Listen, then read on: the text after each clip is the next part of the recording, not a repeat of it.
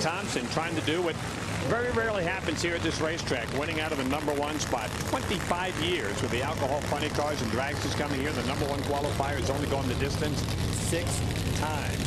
And Tony Bartone, this is surprising. I was checking for the head-to-head matchups against Clint. They have never raced. This will be the 167th driver that Tony Bartone has faced in his career, and that's a whole pile, let me tell you. Tony Bartone, a winner in Top Alcohol Dragster, also in Top Alcohol Funny Car, also in the Nitro Funny Car during a brief professional career. Certainly has to be the prohibitive favorite based on those numbers, but remember, Clint Thompson is the #1 qualifier. Yeah, and Clint doesn't seem fazed by the fact that he is on the right-hand side of the racetrack. Two cars ran basically dead even. There is the car owner, Rick Jackson, the center point collision guy. And Steve Boggs soon see the #2 on the side. They'd like to change that, but they got to just about run the table. Clint's got other thoughts in mind here. He'd like to go wire to wire from the 1 spot. He did that back in Seattle, 2005. This is now 7 years later. Here we go.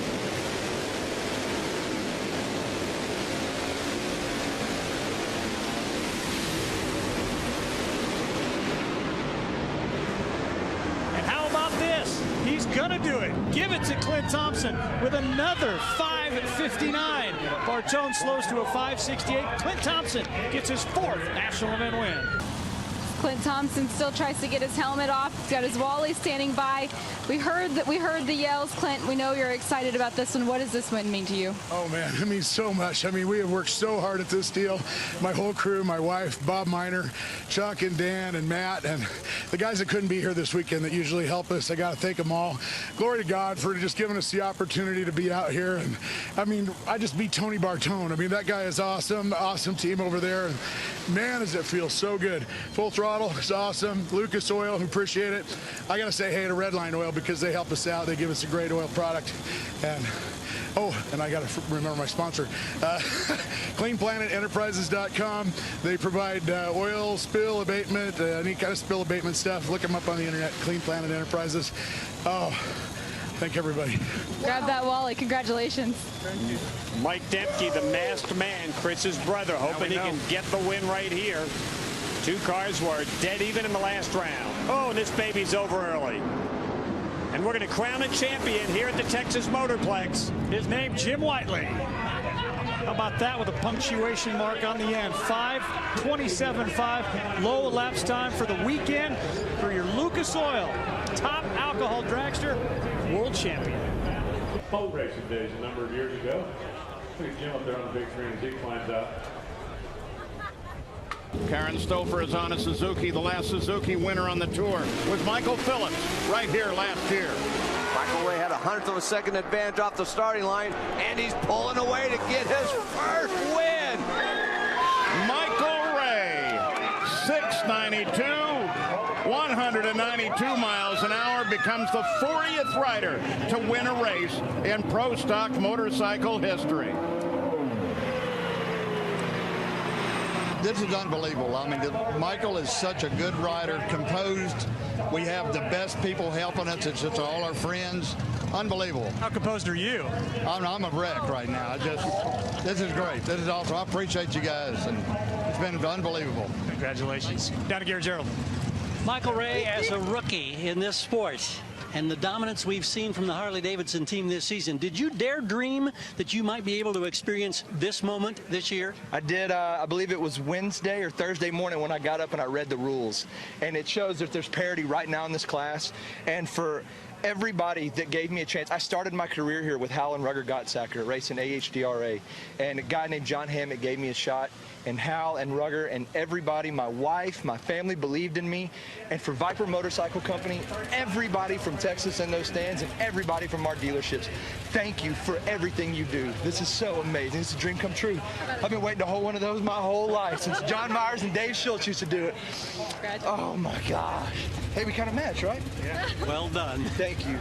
Oh my. Well, this is the classic matchup. It's the way you draw it out on paper. It's your #1 qualifier, Alan Johnson, against your #2 qualifier, Eric Anders. Two drivers, probably the hottest two coming into the countdown as far as performance-wise. And now they're meeting in the final. Alan has a lane choice. There seems to be a little bit better starting line possibly for the pro stock cars, but they're still pretty even.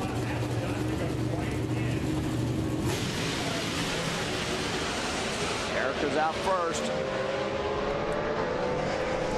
spun hard. Yeah, isn't going to do it for Erica. It will for Alan Johnson. A 6:59, 210-mile-an-hour pass, and Alan Johnson takes down yet another win in pro stock. It's his class-leading 5th win of the season, Dave Reeve. Roy Johnson's already working the cell phone right now. I'm going to get a quick word in.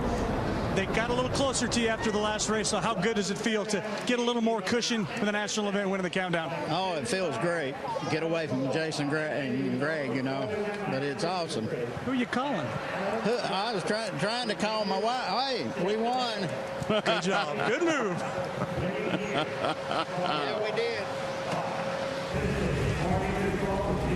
Accepts another Wally, the 5th time, as Paul mentioned, this season. You've now stretched the lead here. You've got 4 events yet to go. We know that nobody who's been a #1 going into the countdown has been able to walk away as an overall champion. So what are your thoughts as you look ahead now to St. Louis?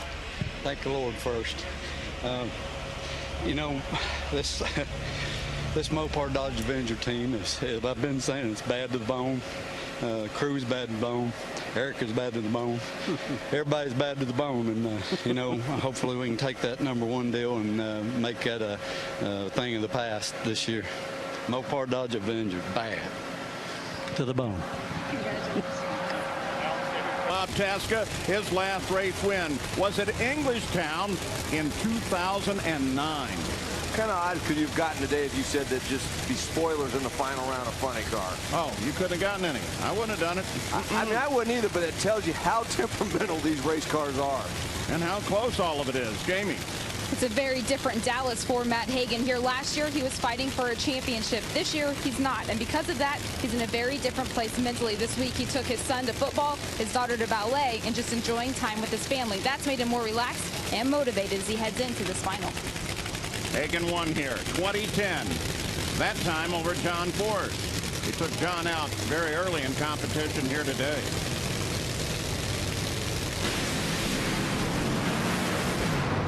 Hagan likes the tires. We have a pedal hang on. And wow, Tasca was everywhere. It was 2010. He got his last win, Bob Tasca did. And here he is again. Yeah. Woo! Yeah. Woo! #1, baby. #1. Yeah, man. That's good. That's right. We needed that one. Yeah. Woo! And the emotion just keeps going on as the Top Fuel final rolls out. Antron Brown and Spencer Massey. Gary Carroll.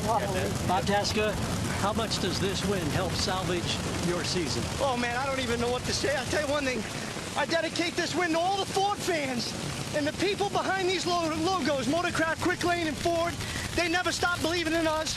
And trust me, we wanted this one bad. I tell you, Chris Cunningham, Mark Denner, they got this hot rod back on track.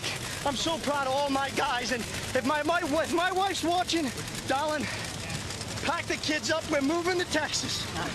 Yes, yes, yes, yes. Woo!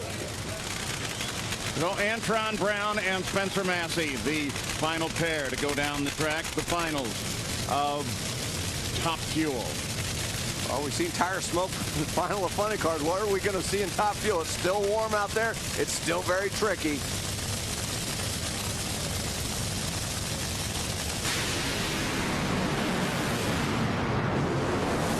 Good race is what we got. Man, how about that? Spencer came away first, but Antron Brown got past him. Antron Brown runs a 389, and Antron Brown at 311 miles an hour is the winner. Dave Reeve.